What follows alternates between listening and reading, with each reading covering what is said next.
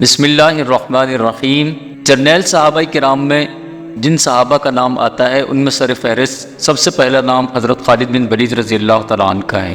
اگر انصاف کی نظر سے دیکھا جائے تو نبی کریم صلی اللہ علیہ وسلم کا ہر صحابی جرنیل تھا، کیونکہ جیسی جواں مردی، قوت، شجاعت، دلیری، عزم و ہمت اور قربانی حضرات صحابہ کرام رضی اللہ عنہم اجمعین نے میدان جنگ میں پیش کی، اور جیسی جنگیں انہوں نے لڑی اس کی نظیر نہ کوئی آج تک پیش کر سکا، نہ قیامت تک پیش کر سکتا ہے۔ یہ انہی کی قربانی اور انہی کے جہاد کی برکت تھی کہ چشم زدن میں اسلام عرب کے صحراؤں سے نکل کر مشرق و مغرب میں پھیلتا چلا گیا، اور دنیا کی بڑی بڑی منظم فوجیں ان کے سامنے دم نہ مار سکے۔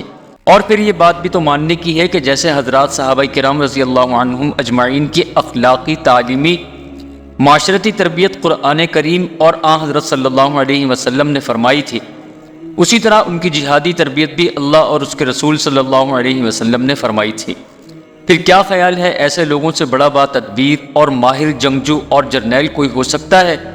یہ وصف اگرچہ تمام صحابہ کرام رضی اللہ عنہم اجمعین میں پایا جاتا تھا، لیکن جماعت صحابہ میں سے بعض حضرات میں یہ وصف پوری آب و تاب کے ساتھ چمکا، جن میں سے سب سے پہلا نام حضرت خالد بن ولید رضی اللہ تعالیٰ عنہ کا آتا ہے۔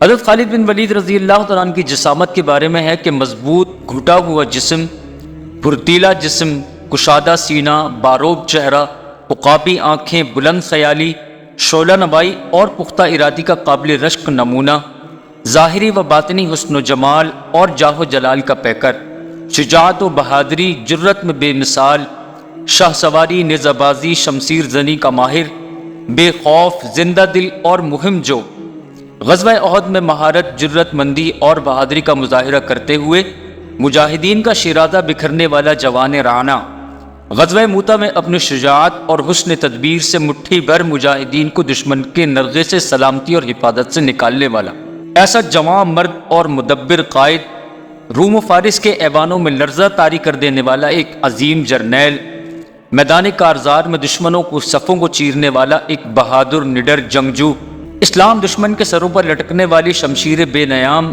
جس کی بہادری اور بے جگری سے کفار کے دل دہشت زدہ ہو جاتے تھے، جس کے طوفانی حملوں اور فتوحات سے دنیا محو حیرت ہو جاتی تھی، جسے شاہ امم سلطان مدینہ صلی اللہ علیہ وسلم نے سیف اللہ، اللہ کی تلوار کا لقب دے کر نشان حیدر عطا فرمایا، جو پوری دنیا کی عسکری تاریخ میں ایک عظیم جرنیل کی حیثیت سے پہچانا جاتا ہے۔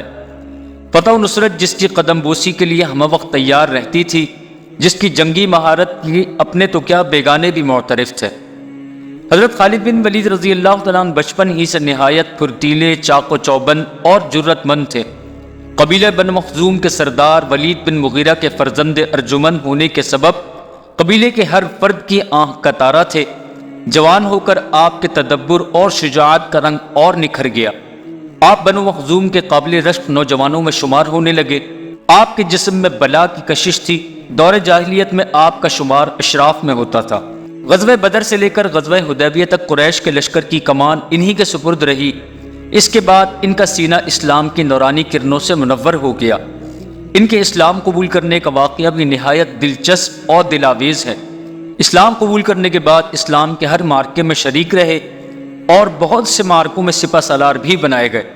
روم و فارس کی فتوحات میں آپ رضی اللہ تعالیٰ عنہ کے جوہر کھل کر سامنے آئے، اور آپ نے ایسی تاریخ رقم کی جو قیامت تک بھلائی نہ جا سکے گی۔ دمشق آپ کے ہاتھوں سے فتح ہوا۔ آپ رضی اللہ تعالیٰ عنہ کی جنگی کارنامے مشہور و معروف ہیں۔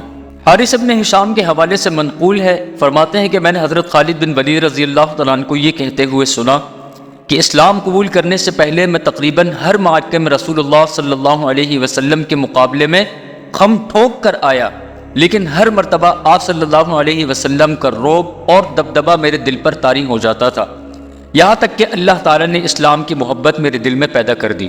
ایک مرتبہ جناب رسول اللہ صلی اللہ علیہ وسلم اپنے اصحاب کو میدان جنگ میں ظہر کی نماز پڑھا رہے تھے۔ میں نے دل میں سوچا کہ یہ بڑا مناسب موقع ہے کہ اگر اس وقت حملہ کر دیا جائے تو مسلمانوں کو ناقابل تلافی نقصان پہنچایا جا سکتا ہے، لیکن میرا حوصلہ ہی نہیں پڑا۔ مجھے یوں محسوس ہوا کہ کسی غیبی طاقت نے مجھے روک لیا ہے۔ پھر آپ نے اسی میدان میں عصر کی نماز پڑھائی۔ پھر میرے دل میں خیال آیا کہ حملے کا یہ ایک اور بہترین موقع ہاتھ آیا ہے، لیکن قدم نہ آگے بڑھ سکے میں نے کہا کہ ان کی پردہ غیب سے حفاظت ہو رہی ہے، یہ یقیناً خطہ عرب بلکہ پوری دنیا پر غالب آ کر کے رہیں گے۔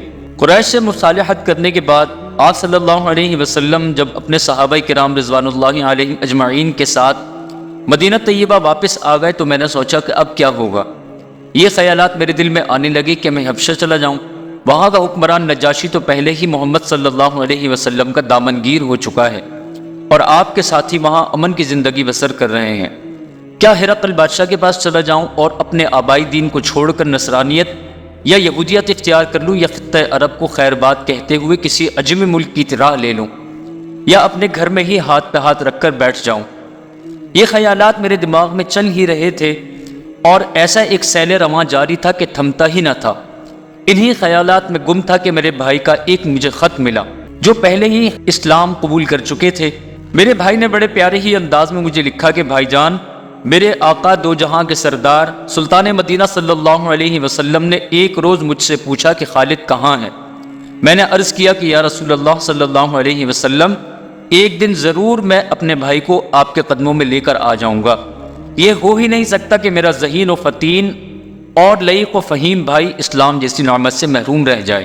اس پیغام سے میرے دل میں اسلام قبول کرنے کی رغبت ہوئی اور اس سے مجھے دلی مسرت بھی ہوئی کہ رسول اقدس صلی اللہ علیہ وسلم نے مجھے یاد فرمایا ہے۔ میرے تو نصیبے ہی جاگ اٹھے۔ اسی دوران ایک رات گہری نیند سویا ہوا تھا کہ مجھے ایک خواب آیا۔ خواب میں دیکھتا ہوں کہ ایک تنگ و تاریک اور بے آب و گیاہ جگہ سے سرسبز و شاداب اور کھلے میدان کی طرف چلا گیا ہوں۔ آنکھ کھلی تو میرے دل میں ایک خوشگوار احساس پیدا ہوا اور مدینہ جانے کا پختہ ارادہ کر لیا۔ میرے دل میں یہ تمنا انگڑائیاں لے رہی تھی کہ کاش سوئے مدینہ جانے والا کوئی راہی مل جائے جس کا میں رفیق سفر بن سکوں۔ میں نے عثمان بن طلحہ رضی اللہ تعالیٰ عنہ سے اس متعلق اپنی خواہش کا اظہار کیا تو وہ خوش و خرم میرے ساتھ اس سفر کے لیے تیار ہو گئے۔ ہم دونوں دیدار نبی صلی اللہ علیہ وسلم کا خیال دل میں سمائے ہوئے مدینہ طیبہ کی طرف رواں دواں ہو گئے۔ دوران سفر کیا دیکھتا ہوں کہ ایک طرف سے عمر بن عاص رضی اللہ تعالیٰ عنہ کشاں کشاں چلے آ رہے ہیں۔ میں نے اسے خوش آمدید کہا۔ انہوں نے پوچھا کہ کہاں جا رہے ہو؟ میں نے کہا کہ اسلام قبول کرنے مدینہ جا رہا ہوں۔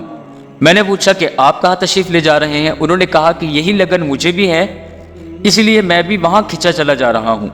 ہم تینوں ساتھی شاد و فرحاں اور خرامہ خرامہ سوئے منزل چلتے ہوئے یکم صفر 8 ہجری کو مدینہ طیبہ بارگاہ رسالت صلی اللہ علیہ وسلم میں حاضر ہوئے۔ میں نے نہایت ادب اور احترام سے آپ صلی اللہ علیہ وسلم کو سلام عرض کیا۔ آپ صلی اللہ علیہ وسلم نے مسکراتے ہوئے میرے سلام کا جواب دیا۔ میں نے کلمہ طیبہ پڑھ کر دائرہ اسلام میں داخل ہونے کا اعلان کر دیا تو آپ صلی اللہ علیہ وسلم نے محبت بھرے انداز میں مجھے فرمایا، خالد، تمہاری عقل و دانش اور فہم و فراست کی بنا پر مجھے بہت امید تھی کہ تم ایک نہ ایک دن ضرور اسلام قبول کر لو گے۔ میں نے آپ صلی اللہ علیہ وسلم کے دست مبارک پر بیعت کرتے ہوئے عرض کی کہ یا رسول اللہ صلی اللہ علیہ وسلم، میرے لیے آپ اللہ تعالیٰ سے دعا کیجئے کہ وہ میرے تمام گناہوں کو معاف کر دے۔ میں نے شمشیر کے زور پر لوگوں کو اسلام سے روکا اور بزور بازو مسلمانوں کے لیے طرح طرح کی مشکلات پیدا کرتا رہا۔ آپ صلی اللہ علیہ وسلم نے میری یہ پریشانی دیکھی تو نہایت ہی شفقت بھرے لہجے میں ارشاد فرمایا، خالد گھبراؤ نہیں، اسلام قبول کرنے سے دور جاہلیت کے تمام گناہ خود ہی معاف ہو جایا کرتے ہیں۔ میں نے عرض کیا کہ آپ صلی اللہ علیہ وسلم اس کے باوجود پھر بھی میرے لیے دعا فرمائیے۔ میری اس درخواست پر آپ صلی اللہ علیہ وسلم نے اللہ رب العزت سے دعا فرمائی۔ آپ نے میرے حق میں یہ دعا فرمائی کہ اے اللہ، خالد بن ولید رضی اللہ عنہ کو بخش دے، الہی خالد بن ولید پر رحم کر، الہی اس کی جملہ خطائیں معاف کر دے، بلا شبہ تو بخشنے والا مہربان ہے۔ اس کے بعد عمر بن العاص رضی اللہ عنہ، عثمان بن طلحہ رضی اللہ عنہ آگے بڑھے اور آپ کے بابرکت ہاتھ پر بیعت کرتے ہوئے آغوش اسلام میں پناہ گزین ہو گئے۔ حضرت خالد بن ولید رضی اللہ عنہ کسی خوف یا لالچ کی بنا پر اسلام میں داخل نہیں ہوئے تھے، بلکہ آپ صلی اللہ علیہ وسلم کی مقناطیسی ذات بابرکات سے متاثر ہو کر حلقہ بگوش اسلام ہوئے۔ تاریخ انسانی میں حق گوئی اور بے باکی کو بہادر انسانوں کا بنیادی وصف تسلیم کیا گیا ہے۔ یہی وجہ ہے کہ بہادر اور جرأت مند لوگ بسا اوقات انتہا پسندی کا مظاہرہ کرتے ہیں، اور یہ دونوں خوبیاں اپنے دور کے عظیم جرنیل حضرت خالد بن ولید رضی اللہ تعالیٰ عنہ میں بدرجہ اتم دکھائی دیا کرتی تھی۔ جب تک اسلام نہیں قبول کیا تھا تو یہ مسلمانوں کے لیے خطرناک تھے، غزوہ احد میں لشکر اسلام کی جیتی ہوئی بازی کو شکست میں تبدیل کرنے میں حضرت خالد بن ولید رضی اللہ تعالیٰ عنہ کی انتہا پسندی اور ثابت قدمی کا بہت بڑا دخل ہے۔ چونکہ کفار کا لشکر دل برداشتہ ہو چکا تھا، پسپائی ان کا مقدر بننے والی تھی۔ اس مارکے میں حق و باطل میں دشمن کے صفوں میں صرف یہی ایک جوان مرد تھا جو ہار ماننے کے لیے کسی صورت بھی تیار نہ ہوا، اور موقع پاتے ہی چند افراد کا ایک دستہ ترتیب دے کر درے کے راستے میں مسلمانوں پر ناگہانی حملہ کر دیا، جس سے ان کے پاؤں اکھڑ گئے اور انہیں بھاری جانوں کا نقصان اٹھانا پڑا۔ لیکن جب یہی جوان سال مرد میدان حلقہ بگوش اسلام ہو جاتا ہے تو ہر مرحلے پر صدق دل اور اخلاص نیت سے اسلام کی سربلندی اور مسلمانوں کی سرفرازی کے لیے تن من دن کی بازی لگاتا ہوا دکھائی دیتا ہے۔ پھر تو انہوں نے اپنی پوری زندگی حق کی حمایت اور ظلم و بربریت کے خلاف برسر پیکار رہتے ہوئے گزار دی۔ انتہائی نازک ترین حالات میں بھی انہوں نے خوف اور نا امیدی کو اپنے قریب تک آنے نہ دیا۔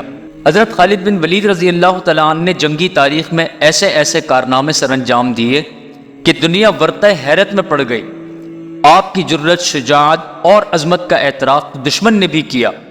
جرمن فوج کا سپہ سالار جنرل رون رامیل سے جب پوچھا گیا کہ میدان جنگ میں تیری کامیابی کا راز کیا ہے تو اس نے برملا کہا کہ میں میدان جنگ میں مسلم جرنیل حضرت خالد بن ولید رضی اللہ تعالیٰ عنہ کے طریقے کو اپناتا ہوں۔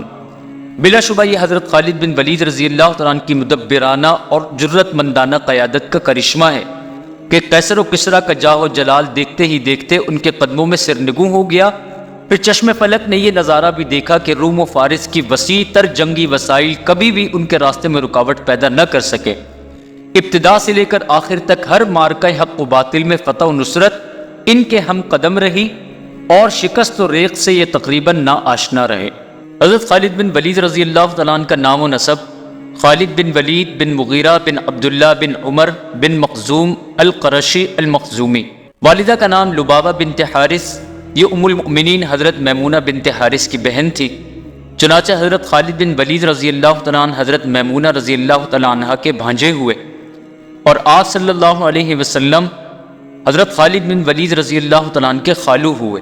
حضرت خالد بن ولید رضی اللہ تعالیٰ عنہ جنگ موتا، فتح مکہ، غزوہ حنین، غزوہ طائف، غزوہ بنی مصطلق، غزوہ تبوک، سریہ دومت الجندل، سریہ نجران، طلحہ بن خویلد، مالک بن نویرہ کی سرکوبی، مسلمہ کذاب کی سرکوبی اور سرزمین عراق کی 15 جنگیں لڑیں۔ سن 21 ہجری کو مدینہ منورہ یا حمص میں اپنے خالق کی حقیقی سے جا ملے۔ وفات سے قبل اپنا گھوڑا اور اسلحہ جہاد کے لیے وقف فرما دیا اور جاتے جاتے اپنے شوق شہادت کا عجیب انداز میں اظہار فرمایا اور ساتھ ساتھ بزدلوں کو پیغام بیداری دے گئے۔ آپ رضی اللہ تعالیٰ عنہ نے فرمایا کہ میں نے 100 سے زائد جنگیں لڑی، میرے بدن پر کوئی ایک بالش جگہ بھی ایسی نہیں جہاں تلوار، تیر اور نیزے کا زخم نہ ہو، اور دیکھو میری موت بستر پر آ رہی ہے، بس بزدلوں کی آنکھیں کبھی میٹھی نیند نہ سو سکیں گی۔ لا الہ الا اللہ سے زیادہ امید والا عمل اور کوئی نہیں، میں اسی کو ڈھال بنائے ہوئے جا رہا ہوں۔